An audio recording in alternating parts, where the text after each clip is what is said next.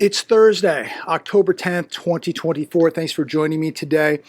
I'm just going to get right into the video today. I was watching a little bit of the news, watching the markets a little bit, and I'm seeing a lot of people asking, and there's a lot of articles online, is the Fed asleep at the wheel again?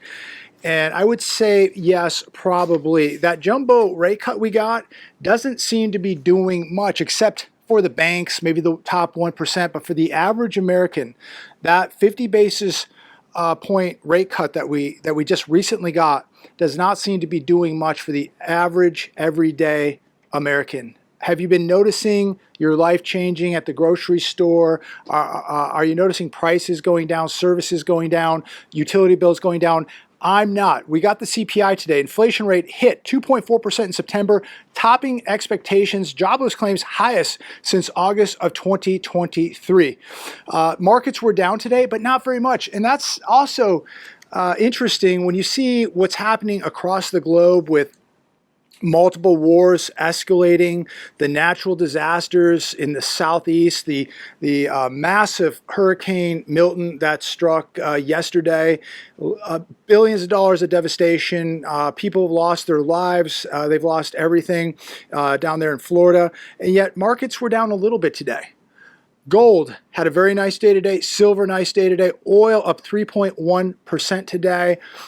Be very, very careful with what's happening in oil, ladies and gentlemen. We could see oil absolutely surge because of what's happening in the Middle East. A lot of people were just bragging about how cheap oil was, but how quickly it can go up. An oil field, a refinery in the Middle East goes up, and things are going to change very, very quickly. Jobless claims. We got the jobless claim numbers today. Last week, 258,000 people filed first-time jobless claims. Not good. Inflation prints hotter than expected after big Fed rate cut. This on the Hedge today. For the 52nd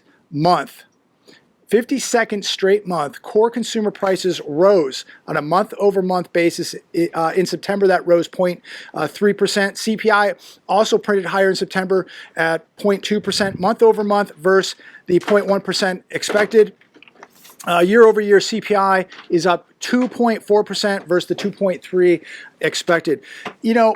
I think inflation's much higher. This is my opinion only. Correct me if I'm wrong. Let me know your thoughts. Comment down below. But when you see auto insurance up 56% in the last three and a half years, basically since the administration came in, do you really believe these numbers? Do you believe the jobless numbers? I think they're higher. Do you believe inflation numbers? I believe the inflation numbers are much, much higher. Have you looked at how much your health insurance has gone up lately? How much your utility bills have gone up lately? A steak dinner, how much that's gone up? Here's the inflation breakdown for September of 2024 in one chart. This on CNBC. Year over year, price changes. Food up 2.4%. And this is not all of them. I'm just going to go through this, give you some of the bullet points here. Eggs are up 39.6%. This is year over year price changes.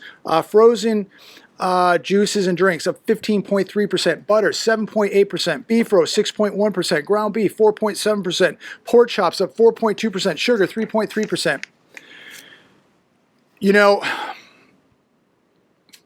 Food, and it's just food, utilities, gas, insurance, everything continues to go up. Food away from home up 3.9%. Electricity up 3.7%. Car insurance 16.3%. Admission to sporting events 10.3%. Health insurance 7.5%. Daycare 6%. Now, this is year over year. Compare these numbers to 3.5 years ago. And they are much, much higher than these year-over-year numbers.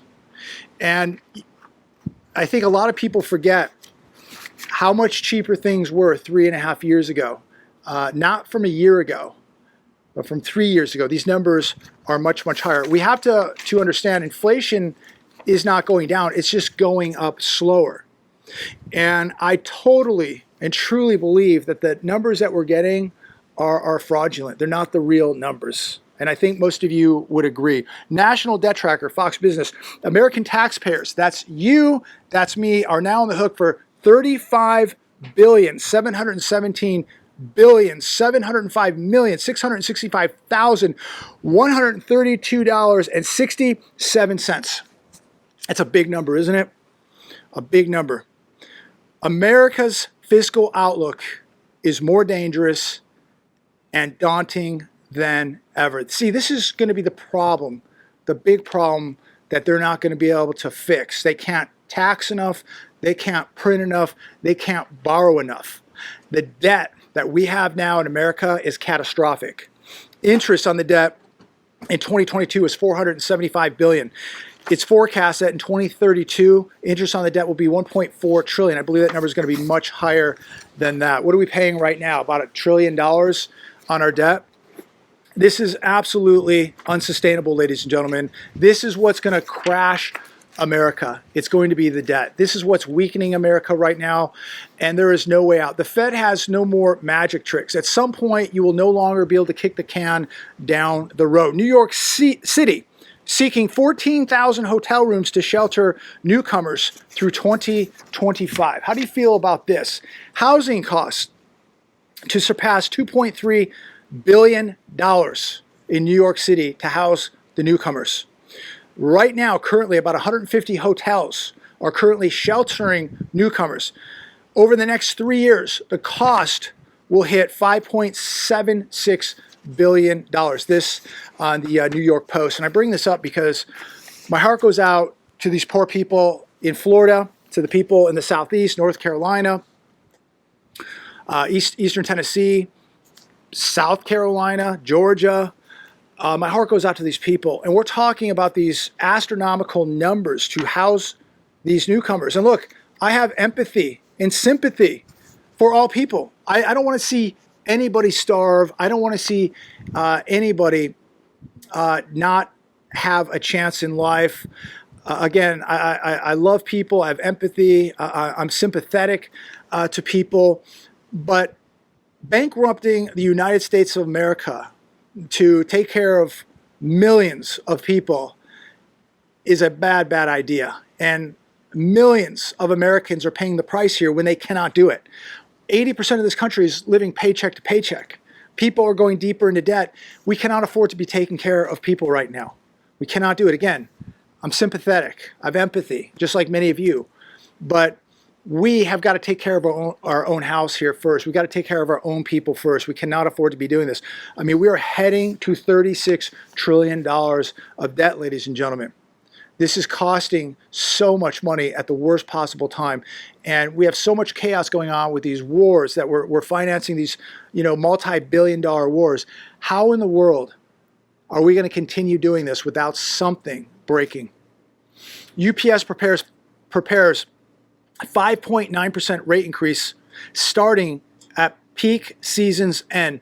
More inflation, ladies and gentlemen. It's going to cost more to ship packages.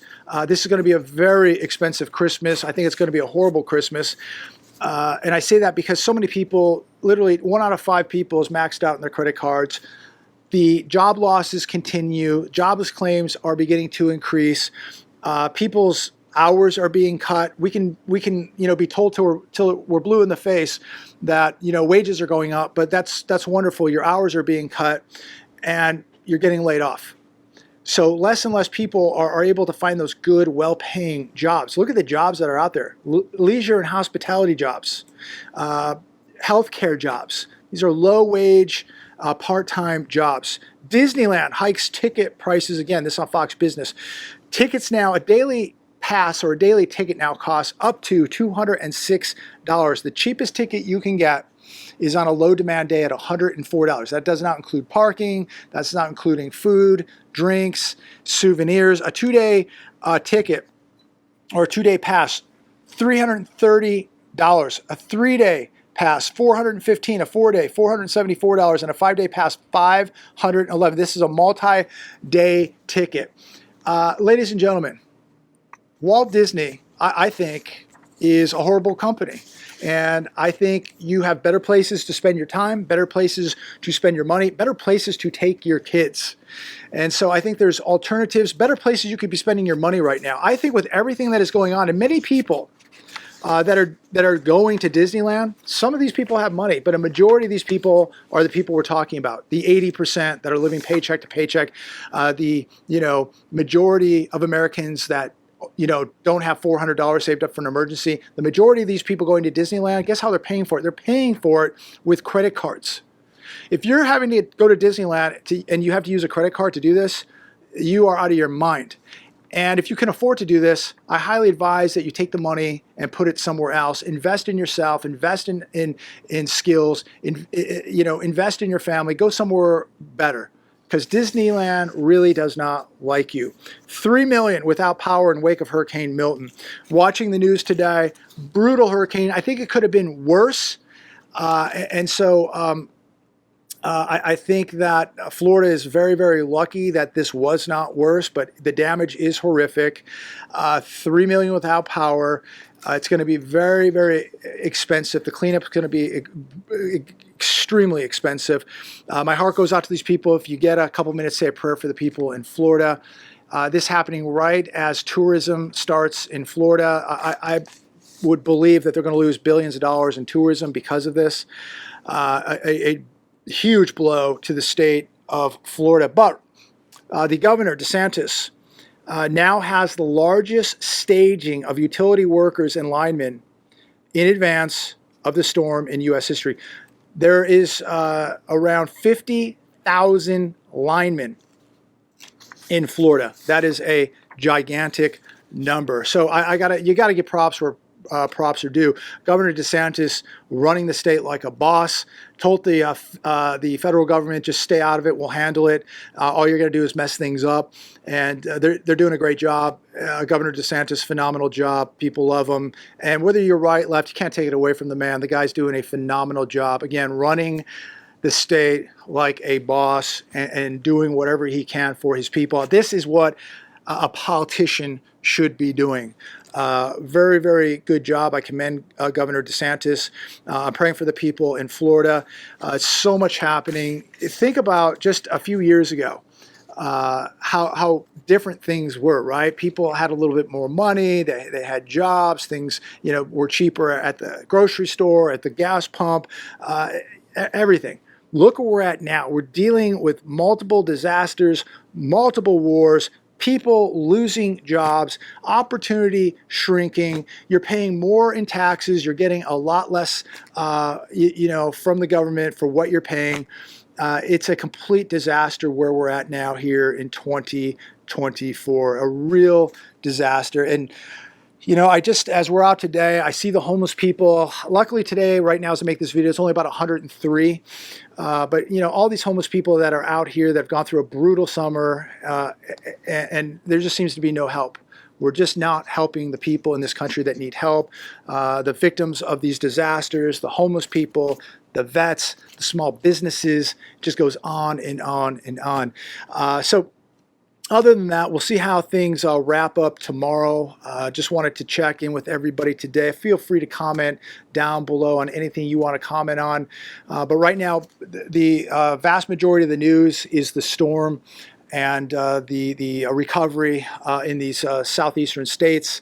My heart goes out to all these people. Say a prayer for all of them. And again, take this as a wake-up call, how quickly something can happen, how quickly an emergency, a disaster can happen.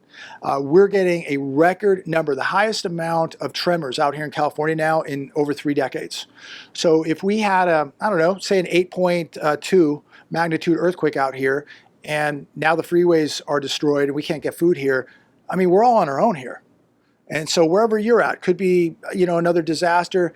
My fear is we're going to begin to see man-made disasters. And I'm meaning like cyber attacks, grids going down, some other nefarious things that could happen. And the majority of this country is not prepared. Take what you're watching as a wake-up call to get yourself and your family prepared. And most of all, before you put away anything, make sure you have security. Please make sure you have security so that you can protect your family, your food, your water, your assets, your house, all that. I'm going to leave it there today. Be safe out there. God bless you all. Thanks for tuning in. Please make sure to like, share, and subscribe.